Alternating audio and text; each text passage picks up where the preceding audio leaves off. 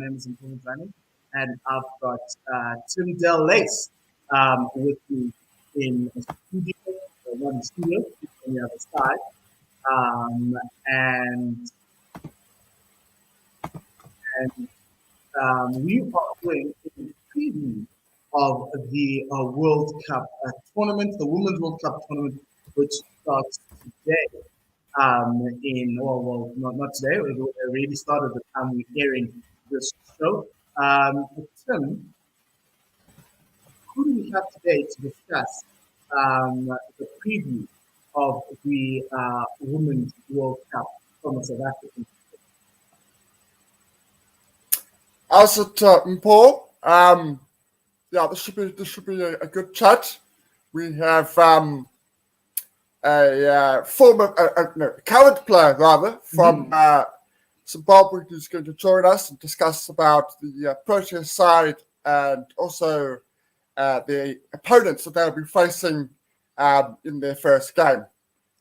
Remember, thank you very much, Tim. Remember, you can subscribe to our channel, One World Sports Radio on YouTube. You can also support us on Patreon. We've got a Patreon account, so your support is really appreciated as we go and try get into stadiums, make cricket more accessible to everybody around the world. And most importantly, women's cricket will be live for all the South Africa games. So we'll put up the games as they as we discuss with Sharne as we go through. So let's introduce Sharne Mayers. Let's bring her in. Hi, Sharne. How are you doing? Current Zimbabwe International, Master Blaster of all. How are you doing? Hi, Mpho. Hi, Tim. I am fantastic and so excited for the World Cup. Excited to live it, breathe it, eat it, and definitely not be sleeping throughout it. Yes. And obviously New Zealand and West Indies. Start by the time you guys watch this, the result would have happened. I'm going for West Indies. I hope so. But I know New Zealand scored 325 in a warm-up against Australia, which is a bit of a worry and a bit of a scare there, Sharne. Well, in all fairness, it is a warm-up game, but New Zealand, nobody put them up there as one of the favorites. But before the current form Sophie Devine is in, they are going to be a force to be reckoned with. You never know what you'll meet on the day. Okay, so let's start. We're talking all things momentum Proteas. First question from me to you is, what's your expectation level with this side? What do you want at the end of this month from the side? Honestly, I want them to be in the final. That is my expectation. They've made so many semi-finals at so many World Cups that the players that are there know what it feels like. They know how to play in big matches. They have the experience of playing all over the world and playing for many, many years. So this is their time. They have a great mix of young players as well as some experienced players. So, and good signs. The warm-up matches, yes, results didn't go their way. But if anything, as we've seen with South Africa in both the men and the women, so you don't win the first match, but resilience. They are resilient and they will come back and show you that the homework is done. So if anything, at minimum, it's a semi-final spot for me with the Momentum Proteas. Okay, semi-final spot. I want them to win the entire thing, so that's what I'm at. Like, I'll take the final. But I think the final is a fair thing, because sometimes you can get beaten in the final if you play against a quality side. It could go either way in those sorts of games. Just on the side, so obviously they're going to be without the talismanic captain. What do you think that influence is going to have on the side? Without Sharne there, it's going to be... Is it a huge loss, or is the fact that Sunday has been there a little bit now and able to mold the team in her own way means that maybe the side's going to be in a better position than it might have been a few months ago? I think Danae is, as you said, she is a talismanic player. She is a leader, likes to lead from the front. And, we know that she can win trophies. She's been in the final of the Women's Big Bash. She was a winning captain of the inaugural 100 competition. So it is a loss, but with her injuries, it has allowed for Sune to get used to becoming captain, and it's, I would say, a great opportunity for Sune to take on that role long term, because that seems to be where South Africa is moving. Danae still has a lot of cricket ahead of her, but this is a great preparation for Sune, and an opportunity for her to say, I'm ready to take the lead. I'm ready to captain the ship, captain her country, and she's shown it. So it is a loss in terms of a player, but there's so much leadership that, I think South Africa is good with or without Danae as captain. So I'm going to put up the squad, but I want to know from you, Sean, who you think are the players that need to step up for South Africa in order for them to get to that final that you speak of, or to meet those targets. So I know that squad almost off my head. So Chloe Tryon she can change a game. She is a player that, if she fires within 13 balls, she's a player that could score you a 50. That is the player that she is. So she needs to be more consistent. Let her go, fire all guns blazing. That number 3 position, so Lara Goodall and potentially Tasman Brits are vitally important. They need to back up whoever will be opening. We know that Lizelle isn't there for the match against Bangladesh. So we need to make sure that when she does come back and the regular openers are there, and whoever's batting at number 3 needs to almost complement what's going on, read the situation. But for this World Cup, the middle order is extremely important. Mignon du Preez has been very dry of runs. It's her time to step up now. In the middle order, you need Chloe, you need Mignon scoring runs. Sune has been in good nick. She's coming into some really good form. So if those 3 can really pull it off and give some big performances, that final, I wouldn't, dare I say it, they are key for South Africa winning the World Cup. Yes, that is true. Yeah, I agree, particularly with Chloe. If I just look at her stats actually before we came on, and in her last 10 innings, she's made over 30 once. So that's an area of concern. And we know her talent. We know she can hit the ball a long way, but we hope that she can be a bit more consistent going forward. She is very dangerous. What about our bowling department? Obviously, everybody knows about the Ismail and Cup partnership. So that's obviously going to be crucial at the top of the innings, dismissing top orders. But where else do you think will be important in terms of the bowling? Where else do you think is going to be crucial? So, and please, and please forgive my biasness, but Ayabonga Kaka is the key. That is a teammate. That she's my teammate, and I love her to bits. But she is the key. She might not be bowling first up, especially if Marizan and Shivnam are fit. So Ayabonga will be coming in first or second change, and she will be key. She can be a wicket taker, but we also know it's extremely difficult to score runs off her. So she is key. She has been showing some really good form, and I just hope that she can stay fit throughout this tournament. I do think that if they're going to play Masavata class, she has to be more consistent. She is quick, but if there's world-class bowlers out there, you're going to bowl quick, you're going to bowl it short, they're going to send you to the fence.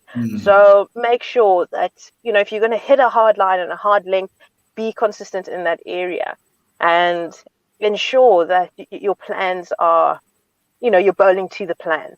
So back the fielders, back your captain. I think Aiwonga Kaka and Masabata Klaas are two key bowlers that they're likely to rely on. And I do hope that the spin department is where we might be lacking. The momentum approaches could be lacking a little bit. But there is some experience there, and what a better opportunity. We've been seeing some high scoring games in the warm-up matches, but it might not matter. It could be a batters competition, I hate to say it.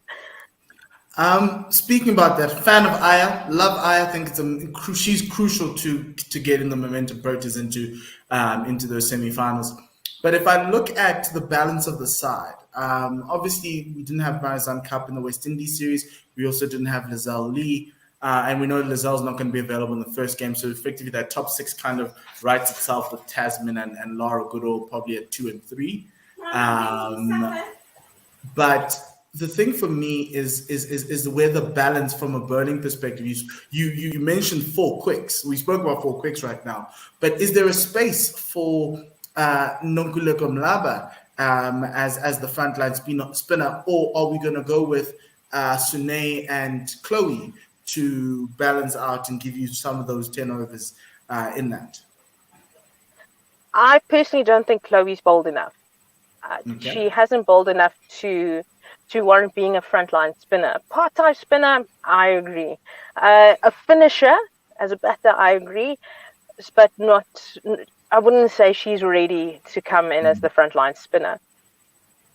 Mlaba has shown that she can do the job, but maybe a little bit of inexperience playing on the big stage could get to her, especially playing at the World Cup as the favorite.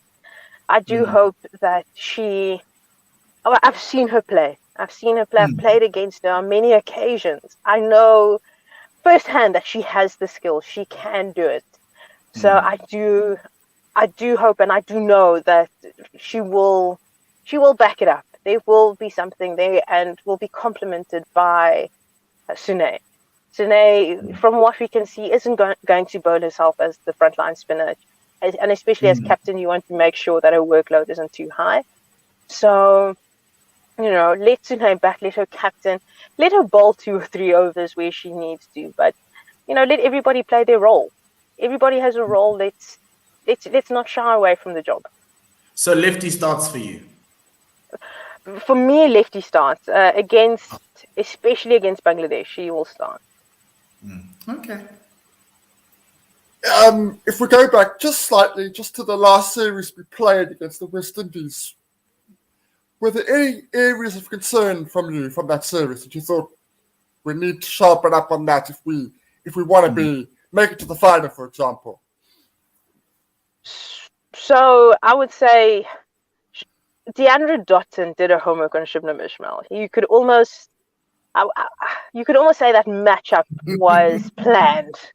That matchup was planned. The West Indians did their homework, and they said, if we want to score big, Deandra Dotton must target Shubnam Ismail.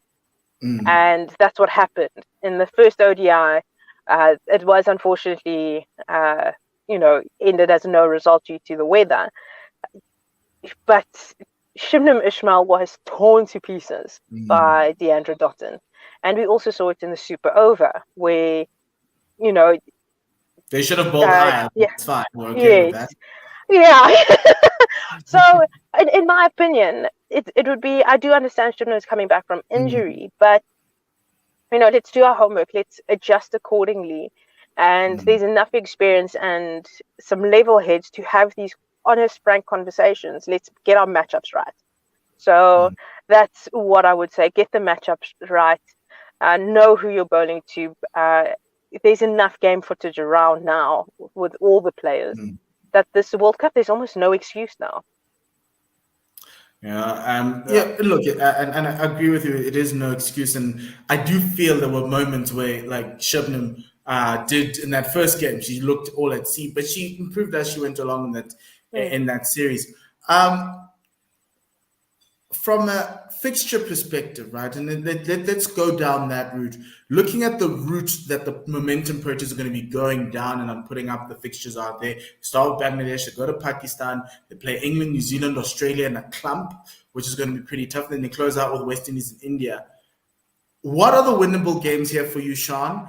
And what are also the games that you think South Africa could try and sneak and they're not favorites here? Because remember, we're talking about a number 2 side in ODIs in the world, or it was a number 1. And so where's the level of expectation in terms of navigating this tournament? I think almost, I'm going to say it as it is. Every game South Africa could win. The most competitive games that I feel won't necessarily be too one-sided is only New Zealand and South Africa, but that's only because of what the current form New Zealand are in and their players. There's always at least 1 or 2 players bringing out a big score, doing something special with the ball.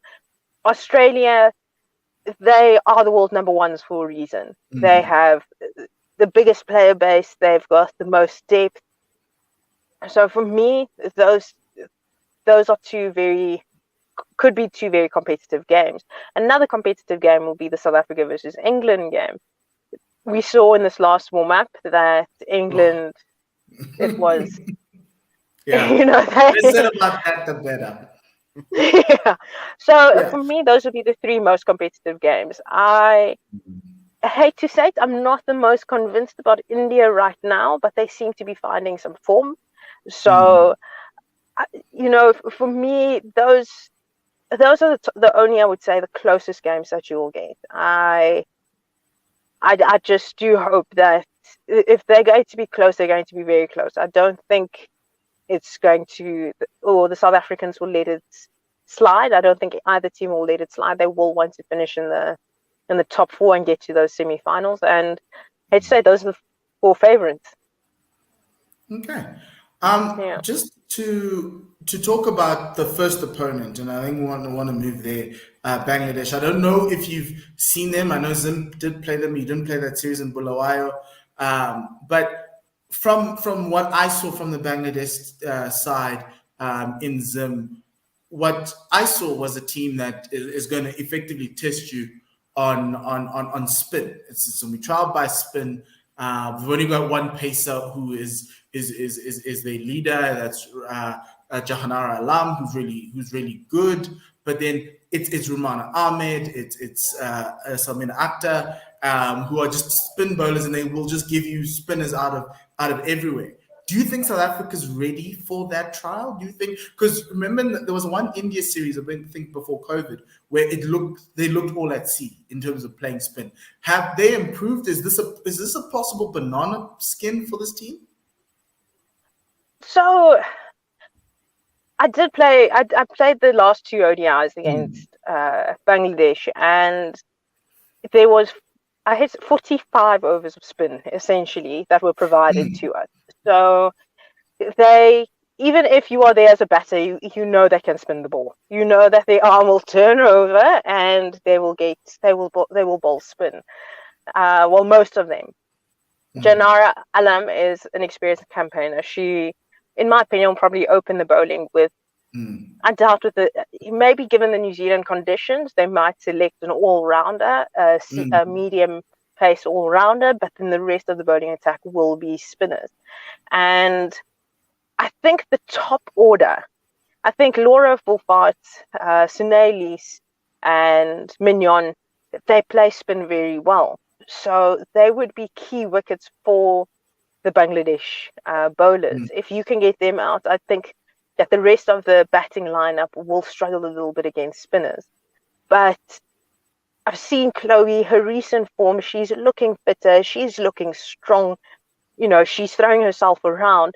She's going to not let them settle. She's not a batter that is there who's going to waste time. And with her current form, I foresee a score and a big score coming from her, and it'll be done quickly. So I believe South Africa have the skill to navigate all that spin coming from Bangladesh. And I don't think the Bangladesh bowlers I would say mentally, they are on the back foot, and experience-wise, they're on the back foot. This is their first World Cup, so I see South Africa taking it. I wouldn't say it wouldn't be so easy. The Bangladesh is still a skilled and talented side, so yeah, I think it's a challenge, but I think a challenge that South Africa will, get through with relatively. Yeah, I'm just worried. Just worried. And you don't think that Lascelles Lee being unavailable for this particular game is going to be a problem because she's still in quarantine? No, I don't. We saw the Proteas, we saw the Momentum Proteas play without her and Marizanne against the West Indies. She hasn't played in any of the warm-up matches. Yes, South Africa have won, but there have been some really good performances. So in this game particularly, I don't see that being a problem just yet. And like I said, there's so much experience within that team to navigate Bangladesh. This is their first World Cup. They have they haven't played too many matches in the lead up to this World Cup. Neither have South Africa, but their players have been playing so much cricket, and they have so much cricket behind them that I feel it's great to have Lascelles Lee there, and I'm glad that she'll be playing majority of the tournament. But will she be needed to beat the Bangladesh team? Not necessarily, but she will be a great addition. Don't get me wrong, she is a power player and she's a great addition. And to a certain extent, I do think, Lascelles likes pace on the ball up front. And if Bangladesh were going to start bowling spin, it might be a little bit of a struggle. So I'm a little bit happier that she's missing out on this one, even though it's easy runs. Like Saturday should be a day where the top order cashes in. And it's about being watchful. It's about being patient. It's about necessarily respecting what the bowlers are giving you. Don't be complacent, because we've watched teams even in Zimbabwe where teams got complacent against teams like Thailand and Bangladesh that give you overs and overs and overs of spin. Another team that gives you a lot of overs of spin, but they've got a very intriguing set of, and this is Pakistan, who always just come through and give you don't know what you're going to get from them. They had a very disappointing qualifier that was cancelled due to COVID, and it was a sense that they took many steps back. But in that Pakistan side, which is our second game, they've got some game breakers and game changers. Who are the ones for you that South Africa needs to look out for in that second game in terms of just being able to win that game? They did beat Pakistan at home in Durban comprehensively, but World Cups, anything can happen, and I'm also kind of worried about how this Pakistan team is shaping up. So Bisma Maroof is back. She is an experienced campaigner and is coming back from maternity leave. So I like to believe that a little bit of life experience, just in general life experience, as well as the cricketing experience and the leader that she is a great addition to that Pakistan team. Javeria Khan was captain at the qualifiers. She is a fiery player. She is aggressive with how she plays. She goes out to win. So I do feel that those two will complement each other in the batting lineup. You don't want them to settle. You do not want them to settle. Diana Baig is a fantastic player. She is a seam bowler that in almost any conditions will make something happen. Will, give her all for her team. She reads batters and situations very well. So, that will help. Nida Dar, do we have to say any more? She played in the women's. She had a great tournament in Zim, by the way. She really played. She kept Pakistan in those games, even though Pakistan were always in trouble. She would come through with the ball or the bat. And that top order from Pakistan, having Bisma Maroof back, kind of gives them a little bit of strength because it looked very light and very soft. You got Javeria, but there was nobody else around there, and obviously Nida Dar's in the middle order. So it's one of those situations where you're like, this team is stronger than what we saw in December. Early December.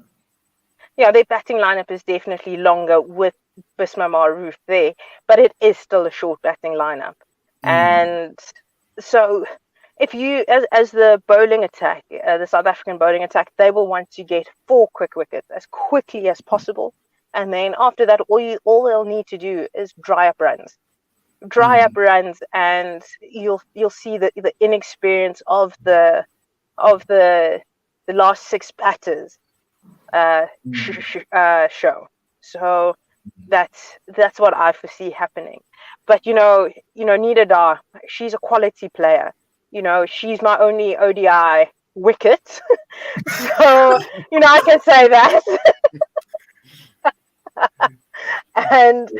But she is a quality player, and I'm going to keep that within my cap forever. But she will keep them in the game. Yeah, that's a quiz question for like in 5 years' time. Your only international wicket. Sean, how does South Africa approach games against? I'm going to include New Zealand because they're the host side, but England and Australia.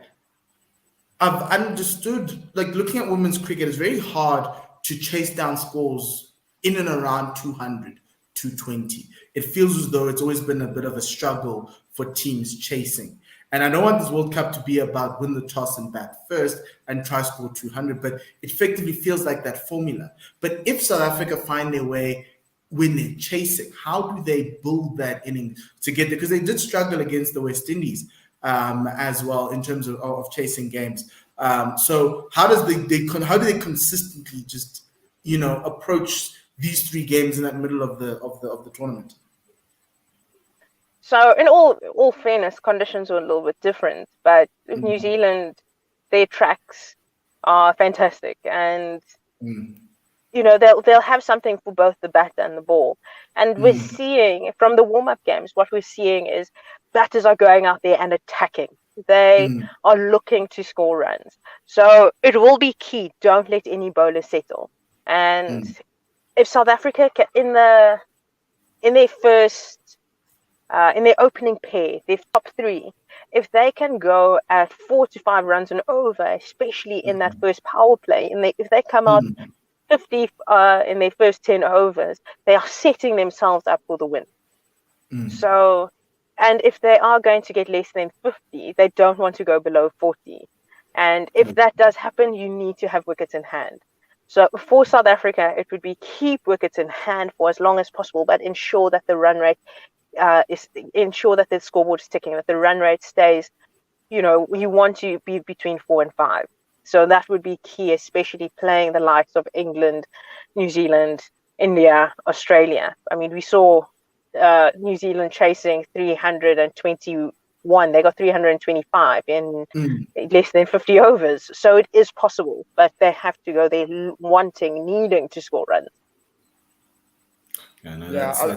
I even noticed that in the West Indian series when West Indies had Matthews on, the South Africans' lack of rotation of strike for large periods was an area of concern. We were just fortunate enough that we had enough good performances to take us over the line.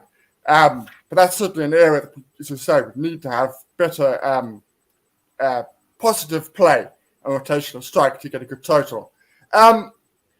In terms of the oppositions that we're going to play against, if you had to pick one as a potential banana peel, who would that be? One Australia. team that we really need to beat. Huh? Australia. India. Australia. So okay, that's interesting. Did you expect us to beat Australia at this juncture? I would want South Africa to beat Australia, to be mentally prepared, to know that it's possible to beat Australia. Because once they know it's possible to beat Australia, if they do beat Australia and meet Australia in a semi-final, I think we've lost Sean there. We'll final, they know what they. Yeah, Sean, continue. We just lost you a little Thank bit there. Yeah. Just go back to like your if they beat Australia point. Okay, sorry. Yes. If they beat Australia, they know that they know that they can. They know that it's possible, and so that if they meet them in a semi-final or in the final, they just mentally they know what to expect. Okay. Because it kind of feels like that. Remember in the 2019 T20 World Cup where we beat England in that first game, and it kind of gave the team the confidence to then realize that they could actually get to that final. And so I do agree with you on that in terms of being able to beat the teams that you're going to meet further on, so that you don't have that mental blockage going down. My last question to you is, who's going to be the person that's going to surprise us the most from a Momentum Proteas squad? Oof, that is a loaded question, but No, good surprise, not bad surprise. Good surprise. Someone who's going to you and be like, yeah, no, I called that one. so only because she has been extremely dry, like is you're going through quite a dry spell, Mignon du Preez. I have all faith that she, especially when she's needed most, that she will pull through for the Proteas. She'll pull through for her country and what's needed. So for me, that it's almost, I would say it's almost obvious. Well, that's just me, that she will.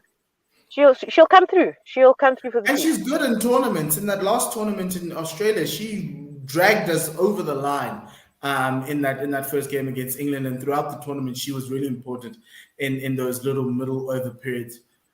Who's going to be the best player for South Africa in this tournament? Oof. I think it will be between Laura Wolfhard and Ayabonga Kaka. Oh.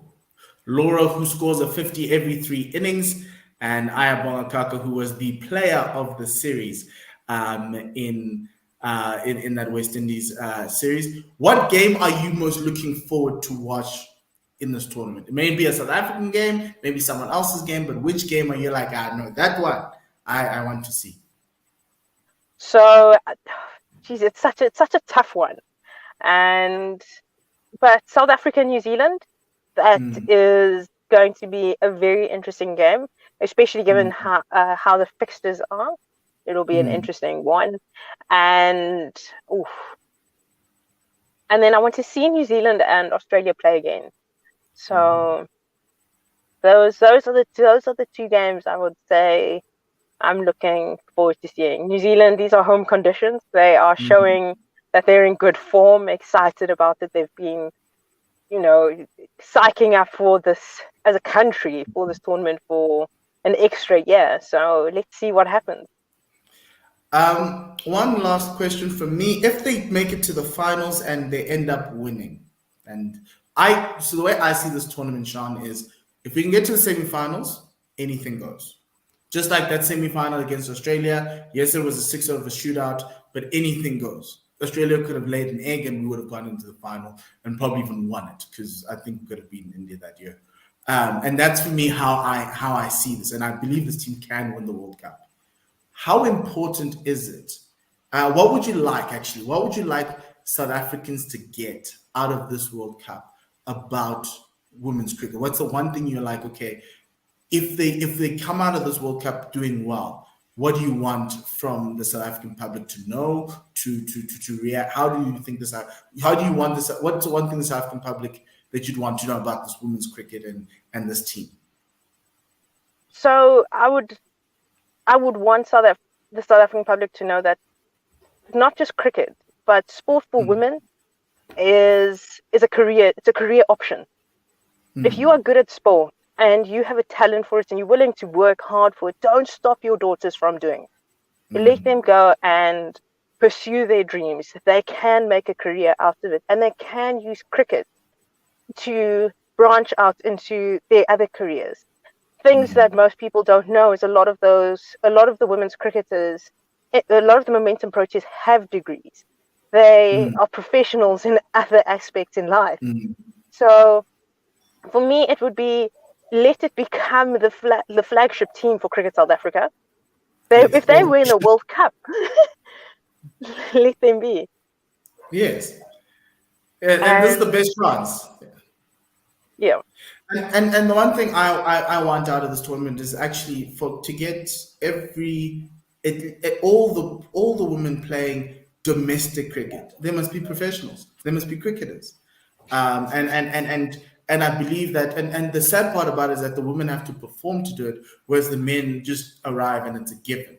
And that for me is the thing that irritates me. Whereas I think this women's team has really done enough to warrant all provincial sides being professional at the same level as the men, being paid the same level, because it doesn't take away from whether it's Northwest Dragons, the men's team, or the Northwest Dragons, the women's team.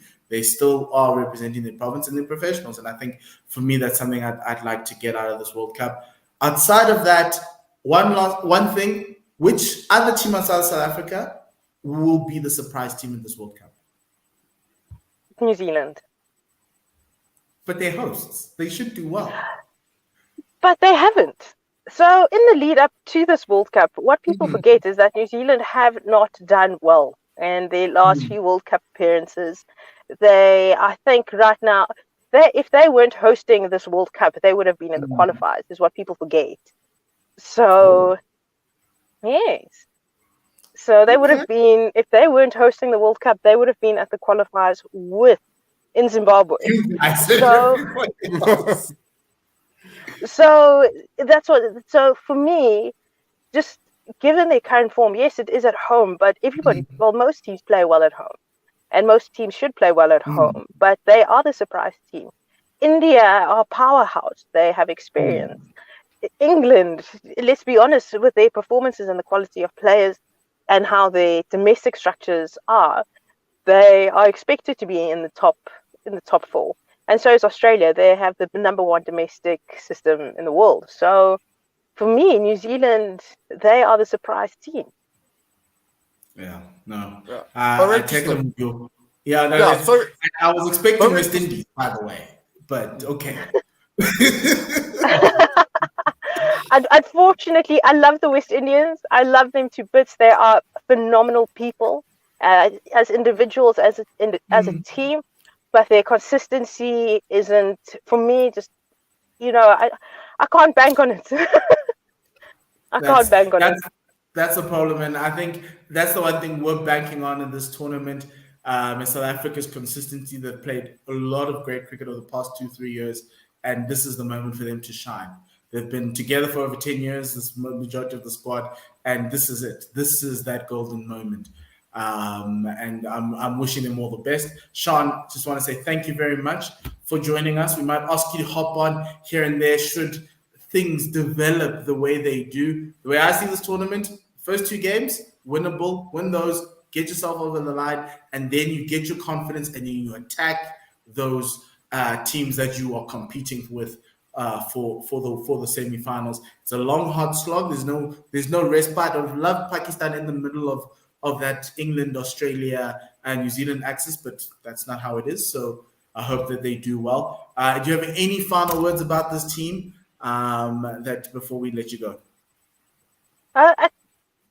Honestly, I wish them all the best. South Africa is the team I'm backing. My African sisters are out there, my teammates, my friends, and I honestly just hope they go out there, make their country proud, represent the continent well, and be the flagship team for Cricket South Africa. Let's go. Let's be part of it. Yes, and with that, we wish them all the best. Thank you very much, Sharne, for joining us. Have a lovely day further, and we'll chat soon. Thanks, Mpho. Thanks, Tim. It's been a pleasure. Sure. Cheers. With that, Tim, I'm excited now. We're going to win this World Cup. I know Sharne said final. I'm still sticking with us winning this World Cup. But even if they make the final, I'll be okay. But I just don't want the thing that the men have where they're like in their heads about finals and semi-finals and knockout games. But I know this team if you want something done right, Tim, get a woman to do it in South Africa. So I believe that they can do it. I think past experiences are going to be good for this team, not like the men. I think the past experiences and the ability and the fact that they've gone far in tournaments is actually going to play well for them. Not badly. I think it's going to play well for them. I'm going to finish the show on this. In South Africa, we have a saying that says, "Watintum fazi, watintum bogoto." You strike a woman, you strike a rock. Our women out there are going to be rocks. They're going to be immovable. And whatever things that the teams bring to them, they will succeed and overcome, and they'll do incredibly well. I wish the Momentum Purchase all the best. If you guys are watching this, wish you all the best. We're rooting for you. It's a mourning situation, but we'll be there. Watch us. Please follow our channel. We've got journalists from around the world talking about their teams. So we're going to have that going through the tournament. So please do watch out for that, so you can get to know a little bit more about each of the teams that the Momentum Purchase are playing around the world. And also follow us on YouTube, subscribe, because we're going to be commentating on those games as well, because that's what we do. We support our national teams. What we do for the men, we do for the women too. And we're going to do that with aplomb, because that's what we do. Excellence is what we do on One World Sports Radio. Thank you very much, Tim. And to Sharne and to everybody, we wish you all the best in the Momentum Purchase. Goodbye, good night, and finally, lesale kakagiso.